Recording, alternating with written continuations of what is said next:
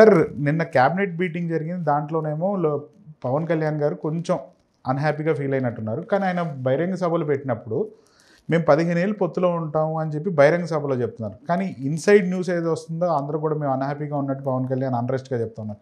దీన్ని ఎట్లా చూడొచ్చు సార్?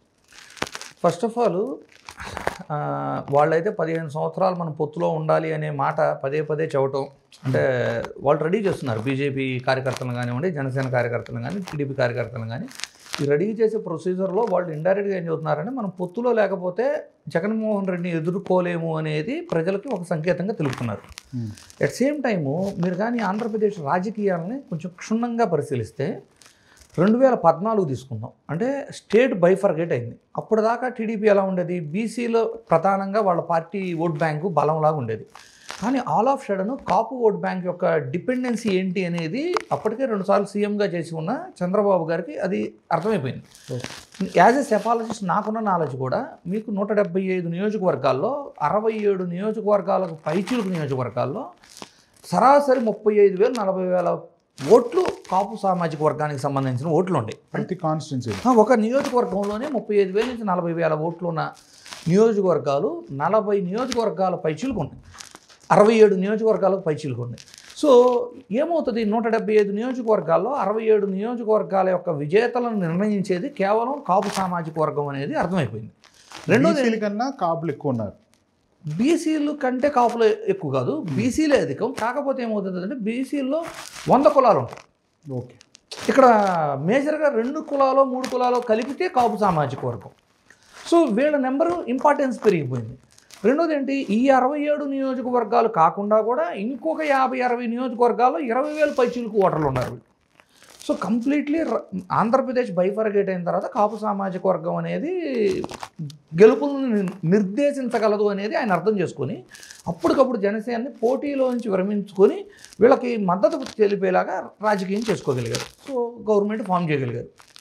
2019కి వచ్చేసరికి జనరల్గా ఏదైనా ఒక ప్రభుత్వం ఒక ఎలక్షన్కి వెళ్తున్నప్పుడు ఎలా ఉంటుందంటే అధికారంలో ఉన్న ప్రభుత్వం మీద ప్రభుత్వ అనుకూల ఓటు, ప్రభుత్వ వ్యతిరేక ఓటు ఈ రెండే ఉంటాయి. సో అధికారంలో ఉండారు కాబట్టి టీడీపీకి ప్రభుత్వ అనుకూల ఓటు ఎలాగో టీడీపీకి పడుతుంది, ప్రభుత్వ వ్యతిరేక ఓటును చీల్చడం కోసం జనసేనని సపరేట్గా పోటీ చేయించారు. ఇది జనరల్గా ఎక్కడైనా మీకు జరుగుతుంది. కానీ ఆంధ్రప్రదేశ్లో అంటే కొత్తగా ఏం జరిగిందంటే ప్రభుత్వ వ్యతిరేక ఓటును చీల్చడం అనేది ప్రాధాన్యతగా తీసుకొని వెళ్తే ప్రభుత్వ వ్యతిరేక ఓటు కంటే కూడా కుల సామాజిక వర్గపు ఓటులాగా చీలింది వాళ్ళకు వచ్చిన 5.6 వాటెవర్ పర్సంటేజ్ ఏదైతే ఉందో అది కుల సామాజిక వర్గపు ఓటుగా మారిపోయింది. మోరోవర్ ఏమైంది అంటే చాలా పెద్ద బ్లండర్ ఏం చేశారంటే ప్రభుత్వ వ్యతిరేక ఓటుని చీల్చాలి అంటే ప్రభుత్వాన్ని విమర్శించాలి. కానీ 2019 ఎన్నికలకు ముందు పవన్ కళ్యాణ్ గారు జగన్మోహన్ రెడ్డి గారిని విమర్శించారు. జనరల్గా ప్రభుత్వ వ్యతిరేక ఓటును చీల్చాలంటే ప్రభుత్వాన్ని విమర్శిస్తే ప్రభుత్వ వ్యతిరేక ఓటు ఈ ఇద్దరులో ఎవరు అని చూస్ చేసుకునేవాడు. కానీ అతను జగన్మోహన్ రెడ్డిని విమర్శించడం ఏమైంది అంటే ప్రభుత్వ అనుకూల ఓటు ప్లస్ కాపు సామాజిక వర్గపు ఓటు చీలి ఆ 5.6లో. సో ఒకవేళ చీలినా చీలకపోయినా వైఎస్ఆర్సీపీ అధికారంలోకి వచ్చేది 2019లో. అంటే ఆ స్టాట్స్ చెప్పే లెక్కలైతే అంటే ఇంకో 30 సీట్లు 40 సీట్లు పెరిగాయి ఎవరికి, టీడీపీ వాళ్ళకి వీళ్ళు ఓట్లు చీల్చకపోతే. అయితే మళ్ళీ 2024కి వచ్చేసరికి అగైన్ బీజేపీ, జనసేన, టీడీపీ ఒక కూటమిగా ఫామ్ అయ్యి నేను ఏదైతే ఇందాక మీకు చెప్పానో కాపు సామాజిక వర్గపు ఓట్ల ఏ స్థాయిలో ఉన్నాయో వాటన్నింటినీ కలుపుకొని మళ్ళీ అధికారంలోకి రాగలిగారు కన్సాలిడేట్ చేసి. ఇప్పుడు నెక్స్ట్ ఎలక్షన్కి వచ్చేసరికి ఎలా ఉంటుంది, బేసిక్గా మీకు 2019 ఎగ్జాంపుల్ ఏదైతే చెప్పానో సిమిలర్గా ప్రభుత్వ వ్యతిరేక ఓటు ప్రభుత్వ అనుకూల ఓటే ఉంటుంది. వాళ్ళంతా కూటమిగా పోటీ చేసినా కూడా ఆ కూటమి తరపున ప్రభుత్వ వ్యతిరేక ఓటుని క్యాష్ చేసుకునేది ఇక్కడ ఒకటే పార్టీ ఉంటుంది, వైఎస్ఆర్సీపీ. ప్రభుత్వ అనుకూల ఓటుని వాళ్ళంతా కలిసి ఉన్నా కూడా అది ఒకటే ఉంటుంది. గతంలో ఎలా ఉంది, మళ్ళీ కంబ్యాక్ 2014లో న్యూ స్టేటు కాపు సామాజిక వర్గ ఓట్లు మద్దతు తీసుకున్నారు, గవర్నమెంట్ ఫామ్ చేశారు. అప్పుడు ఈక్వేషన్స్ కూడా డిఫరెంట్ ఏంటంటే చంద్రబాబు నాయుడు గారు గతంలో ముఖ్యమంత్రిగా ఉన్నారు, రాష్ట్రంలో క్యాపిటల్ కడతారు అది అని చెప్పి కూడా కొంత అనుభవం ఉంది. 2019కి వచ్చేసరికి ప్రభుత్వ వ్యతిరేక ఓటుని చీల్చుతారు అనుకున్న తరుణం నుంచి ప్రభుత్వ అనుకూల ఓటుని చీల్చే పరిస్థితి తెచ్చుకున్నారు వాళ్ళు. ఓకే, అంటే 2024 వచ్చి ఆల్మోస్ట్ 14 ఫార్ములా. సో 2029కి వచ్చేసరికి మీకు చాలా క్లియర్గా వాళ్ళంతా కూటమిగా ఉన్నా కూడా ప్రభుత్వ అనుకూలము ప్రభుత్వ వ్యతిరేక ఓటు మాత్రమే ఉంటాయి. ప్రజెంట్ రాష్ట్రంలో అయితే భారీ స్థాయిన వ్యతిరేకత అయితే ఉంది. ఇది 3 సంవత్సరాలు ఇంకా క్యారీ అయిద్దా లేదా అనేది ప్రిడిక్ట్ చేయడం కరెక్ట్ కాదు కానివ్వండి. అయితే ఇక్కడ ఒక 5% ఆఫ్ వైఎస్ఆర్సీపీ కార్యకర్తలు అయితే ఓటు కోరుకుంటూ ఉన్నారు. వాళ్ళ పొత్తు బ్రేక్ అయితే, వాళ్ళ మధ్య మనస్పర్ధలు పెరిగిపోతే, వాళ్ళు విడిపోతే గెలవటం ఈజీ అని ఆలోచిస్తున్నారు. అంటే జనసేన టీడీపీ విడిపోతే వైఎస్ఆర్సీపీ ఈజీగా గెలుస్తుంది అని ఆలోచిస్తున్నారు కార్యకర్తలు. కానీ ఇక్కడ అంటే నాకున్న ఇన్ఫర్మేషన్ చాలా అంటే విశ్వసనీయతో ఉన్న ఇన్ఫర్మేషన్ ఏంటంటే, వైఎస్ఆర్సీపీ అధినేత అయిన జగన్ గారు కానివ్వండి, ప్రధానమైన నాయకులు కానివ్వండి, వీళ్ళంతా వాళ్ళు ముగ్గురు కలిసి ఉండాలని కోరుకుంటున్నారు.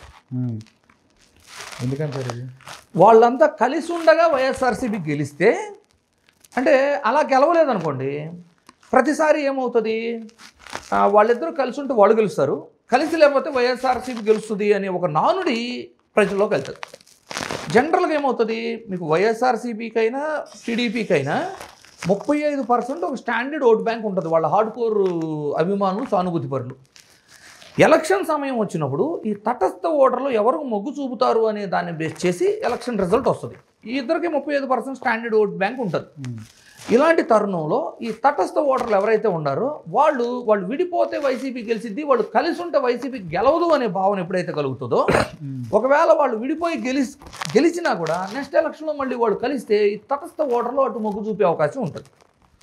మోర్ ఓవర్ అసలు ఎప్పుడైనా ఇప్పుడు చూడండి, రీసెంట్గా ఆరా మస్తాన్ గారు ఒక విషయం చెప్పే వరకు నాకు కూడా తెలియదు. ఏంటి, టీడీపీ పార్టీ అనేది 1983లో సైతం పొత్తులో ఉండే గెలిచింది తప్పితే పొత్తు లేకుండా ఇప్పటిదాకా పోటీయే చేయలేదని. పోటీ చేసినా గెలవలేదని. పోటీయే చేయలేదు, అసలు పోటీ చేసినా గెలవలేదు కాదు, పోటీయే చేయలేదు. రెండోది ఏంటి, మీకు దేశం మొత్తంలో ఒక 10 సంవత్సరాలు రాజకీయంగా ఉన్న ఒక పార్టీ, సర్వైవ్ అయిన పార్టీ, ఒక్కరితో కూడా పొత్తు పెట్టుకున్న పార్టీ ఏదన్నా ఉంది అంటే వైఎస్ఆర్సీపీ మాత్రమే అని చాలా క్లియర్గా ఆయన చెప్పారు. అయితే ఇప్పుడు చాలామంది నన్ను అడుగుతున్నది ఏంటంటే, ఎందుకు వైసీపీ పొత్తు పెట్టుకోదు, ఆంధ్రప్రదేశ్లో పొత్తు పెట్టుకుంటే వచ్చి తప్పేంటి?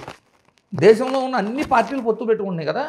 ఇప్పుడు ఎన్డీఏలో ఒక 20-30 పార్టీలు ఉంటాయి, ఇండియా కూటమిలో ఒక 20-30 పార్టీలు ఉంటాయి, చివరికి బీహార్ ఈరోజు ఎలక్షన్ జరుగుతుంది, మహాగఠబంధన్లోనే ఒక 6-7 పార్టీలు ఉంటాయి, ఎన్డీఏ కూటమిలో ఒక 5-6 పార్టీలు ఉంటాయి. ఇన్ని పార్టీలు పొత్తు పెట్టుకుంటున్నప్పుడు జగన్మోహన్ రెడ్డి గారు పొత్తు పెట్టుకోవట్లేదు కదా, ఎందుకు పెట్టుకోవట్లేదు? ఒకవేళ ఆయన పొత్తు పెట్టుకోక ఓడిపోవటం వల్ల కార్యకర్తలు నష్టపోతున్నారుగా అనే ఒక వాదన అయితే ఉంది. అయితే ఎప్పుడైనా ఒక పార్టీ పొత్తు పెట్టుకోవాలి అంటే ఆ భావస్వారూప్యత, ఆ సిద్ధాంతాలు ఫస్ట్ మ్యాచ్ అవ్వాలి.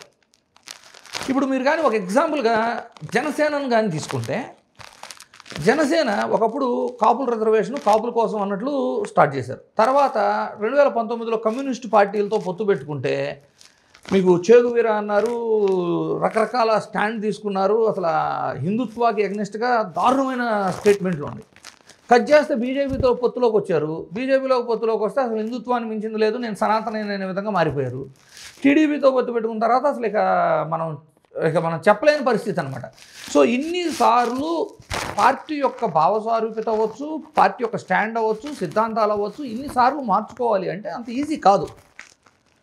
అదృష్టం ఏంటంటే ఆయన క్యాడర్ని ఆయన ఏ స్టాండ్ తీసుకున్నా ఆయన వెనక నడుస్తున్న క్యాడర్ గొప్పతనం. ఇక్కడ వైఎస్ఆర్సీపీ తీసుకున్న స్టాండో వాళ్ళకున్న భావజాలం ఏదైతే ఉందో ఆ భావజాలం ఉంది కేవలం కాంగ్రెస్కి ఆంధ్రప్రదేశ్లో. మిగిలిన అన్ని పార్టీలు కూడా వీళ్ళ కాంగ్రెస్ భావజాలానికి వైఎస్ఆర్సీపీ భావజాలానికి వ్యతిరేకంగా ఉన్నాయి.